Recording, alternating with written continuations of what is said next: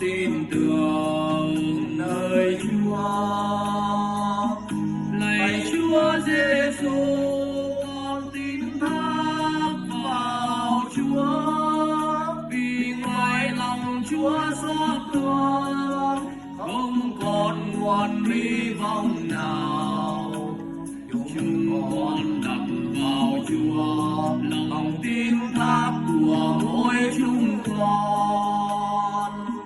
Con nguyện dâng Cha là đứng cao tôn và di thánh, mẫu mình con Cha đầy tâm linh hồn và thiên tính, để đến những tội tình của hết mọi chúng sinh.